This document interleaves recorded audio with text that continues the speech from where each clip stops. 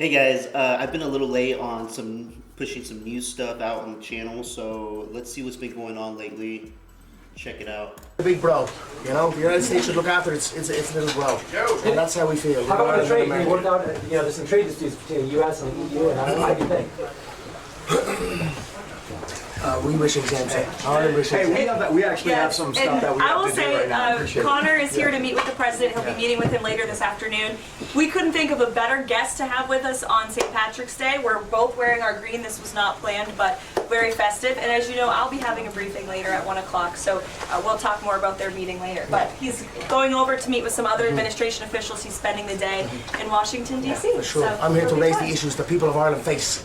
And it'll be music to the people of Ireland's ears, because never on the main stage has the issues the people of Ireland face been spoke. Our government has long since abandoned the voices of the people of Ireland, and it's high time that America is made aware of what is going on in Ireland. What is going on in Ireland is a travesty. Our government is the government of zero action with zero accountability.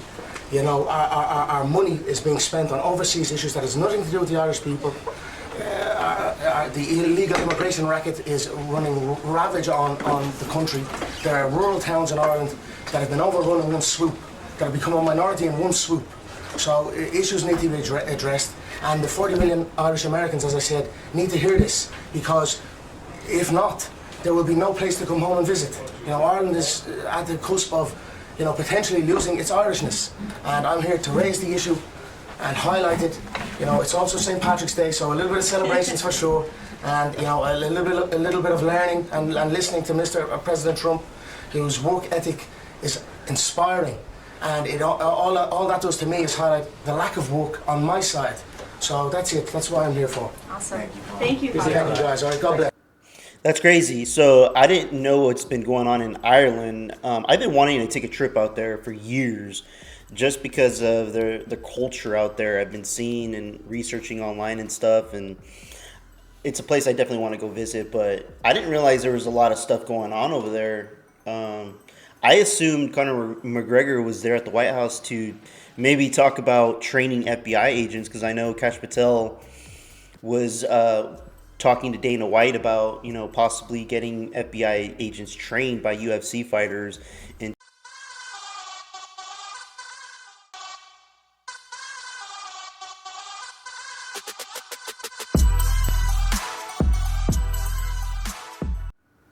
I think it's going well.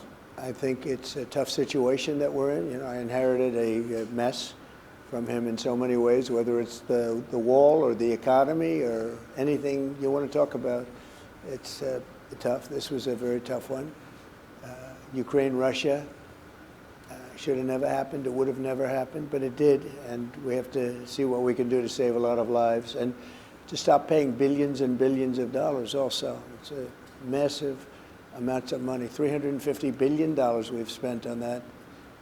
And we're going to try and do something about that. But more importantly, right now, you have a lot of people dying. You're losing probably 2,000 people a week in shooting soldiers, Russian and Ukrainian. And whatever we can do to stop it, we're trying to do that.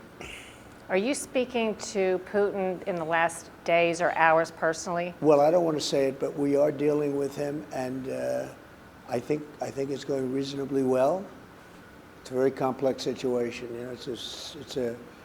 It's a bloody, terrible war, and I do think it's going well. As you know, we have a ceasefire agreement with the Ukrainian group, and we are trying to get that with Russia too.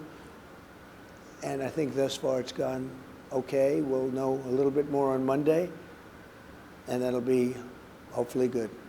I'm not understating the complexity of all this, but as a candidate, you said you would have this war settled in 24 hours.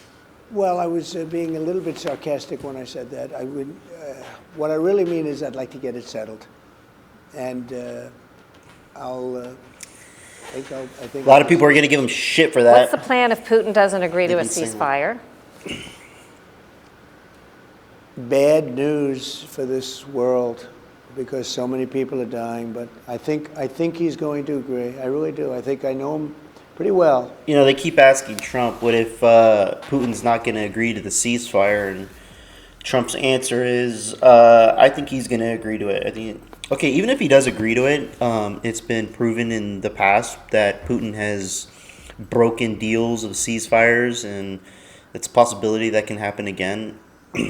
It's getting to a point where when you're trying to make a deal with the country, a leader of a country, and they're doing all talks of peace and then later on breaking the peace agreement, there has to come a point where you're like, hey, the whole world's tired of this shit. Putin, if you're going to keep doing this, the entire world is going to be fed up with your situation of backing down from peace treaties and peace deals. That's why it's smart that Trump didn't say anything like, hey, we're going to go to war with them, because you're already inciting something for the future. But he can't say too much. He wants and needs Putin to agree to a peace deal, ceasefire, and that way we can end the war, stop people from dying, sit down at the table and figure out negotiations on trade or whatever to help benefit both sides. Police in the city searching for a suspect they say set a man on fire in Times Square shortly before 4 o'clock this morning near West 41st Street and 7th Avenue. Officers say they spotted the 45-year-old victim and extinguished the flames. Now, he was taken to a nearby hospital and was listed as quote-unquote stable, but no other information has been released about his current condition. Law enforcement declined to comment any further, saying the case does remain under investigation. Video and images from the scene show the victim walking along the sidewalk wearing no shirt and accompanied by firefighters after the flames were put out. Footage of the man being treated in an ambulance showed burns to his face, neck, chest, and arms, and we are working to get some of those photos of the scene right here on Live Now from Fox. Damn. In December, you might remember that Debrina Kawam, 57, of New Jersey, died after being set on fire in a New York subway train. Sebastian Zepeda, 33 years old, pleaded not guilty to murder and arson charges in that December 22nd killing. You know, there's so many people in New York. They said 4 o'clock in the morning. I don't know how many people were out there 4 o'clock in the morning. But there is police presence. There should be police presence everywhere in New York. Being that it's a sanctuary city, and these are the people that are all about defund the police. If you had gave the law enforcement the power to enforce the law, they would be proactively patrolling all these streets to make sure stuff like this doesn't happen. Try to be preventative, and if there's any witnesses, they should be calling 911 or doing something they could to help. Call for help. Now, Yemen's Houthi rebels are vowing to retaliate after U.S. strikes. The White House released a photo of President Trump watching as American forces carried out the attacks. The Houthis claim at least 31 people were killed. ABC's Christian Cordero has the latest.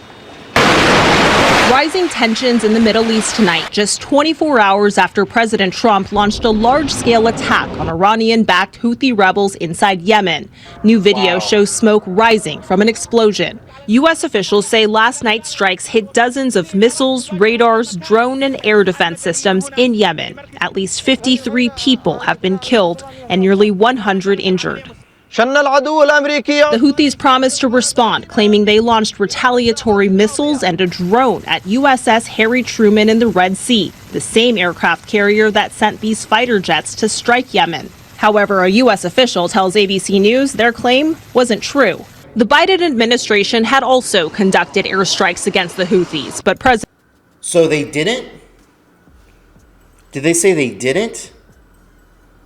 They were just providing false information to make Americans feel like we got attacked?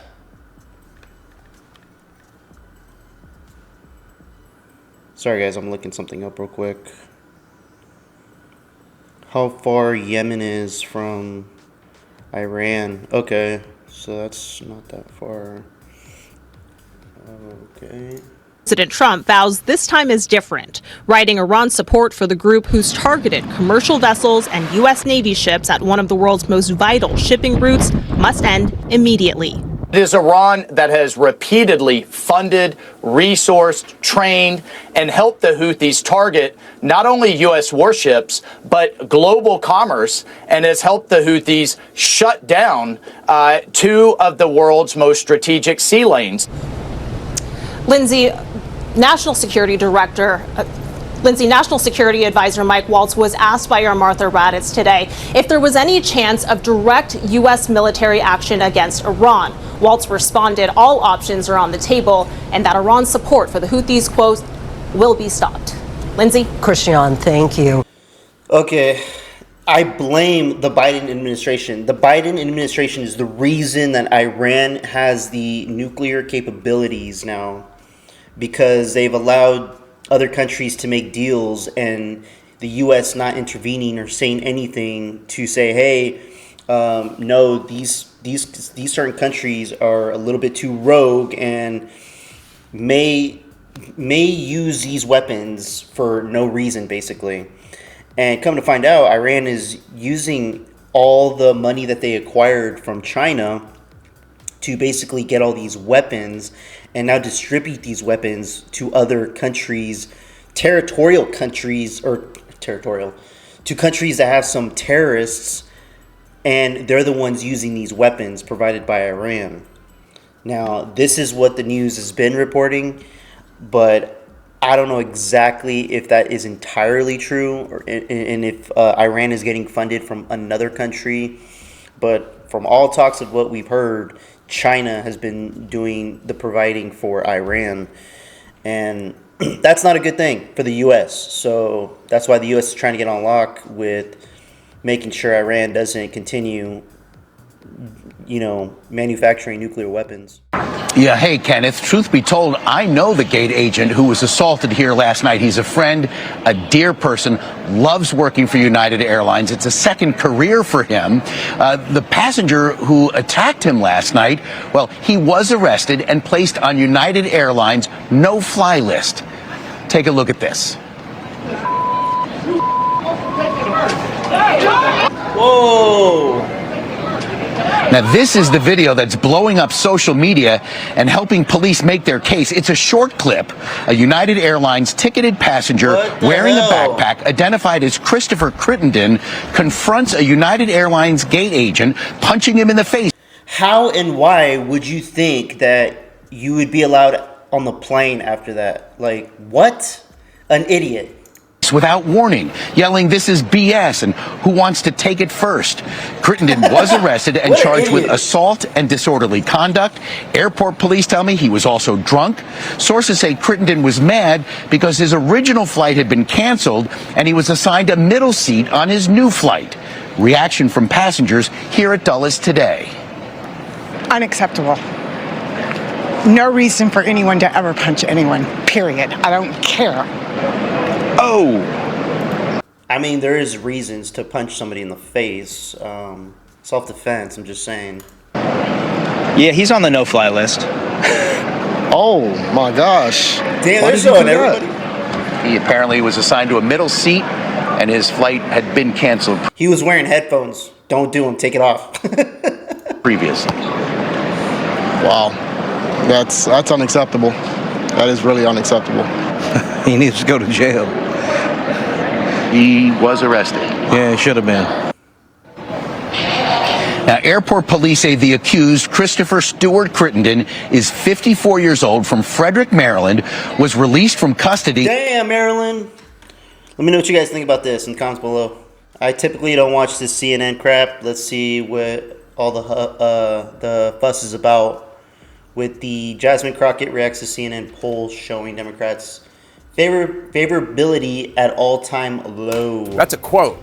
That's how a Democratic lawmaker was describing the Democratic Senate vote with Republicans this weekend to fund the government with a Republican funding bill, averting a government shutdown, but there was virtually no fight and nothing achieved for Democratic priorities. This comes as our brand new CNN poll this morning shows that the Democratic Party's favorability is at an all-time low in this CNN poll. It's just 29%. That's actually very high. It's a 20-point drop. That should be like 1%. Joining us now is a Congresswoman from Ghetto Texas. ratchet. Jasmine Crockett.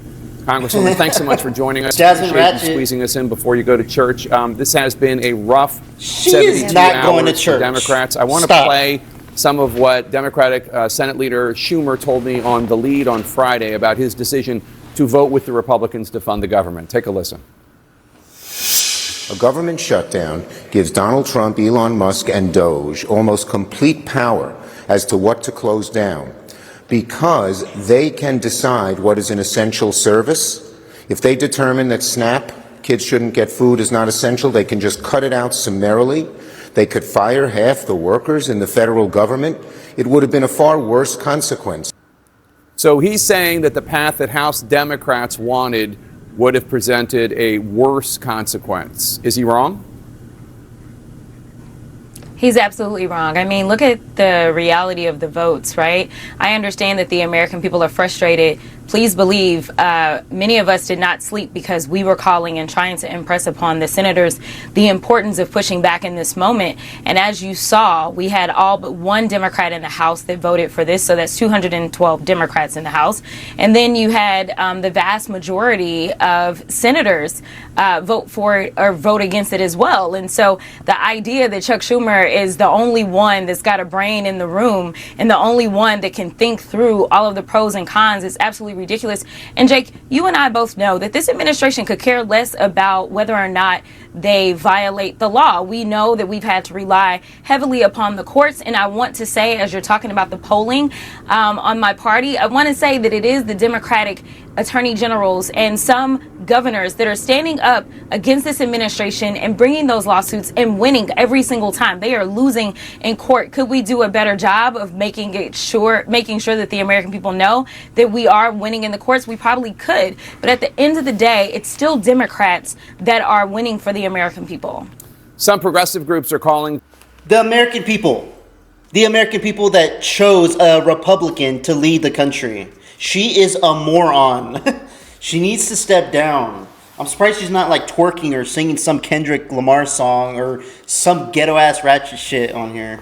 Like, just shut up. For new leadership in the Senate for Democrats, even House Democratic Leader Hakeem Jeffries, your leader, I can't he was stand asked this, if he supports this guy Schumer right here. as leader of the Senate So Democrats, annoying. and he said, next question, do you think Senate Democrats should replace Chuck Schumer? They mad because I think Senate Democrats have to sit down and take a look and decide whether or not Chuck Schumer is the one to lead in this moment. You're close with Congresswoman Alexandria Ocasio-Cortez of New York. Some of your fellow House Democrats say, and not just progressives, by the way, we've heard that moderates have said this too, that they're ready to support her to challenge Chuck Schumer in a Democratic primary. Would you get behind that? No. That's 4 years from now. If That's you were a asking me circus. at least in 2 years, then I would have an absolute answer. But I can tell you that there are a lot of people that are watching his leadership in this moment. This is the moment. We don't even know what elections will look like in 4 years, if we will have elections. And so I definitely think that younger, fresher leadership may be something that many of us, not just depending on what part of the spectrum you're on, but many Americans may be looking for, especially in the state of New York. How? Not from the Democratic Party. I'm sorry, guys. The Democratic Party is done. You guys had your chance. Biden really screwed it for everybody in the Democratic Party.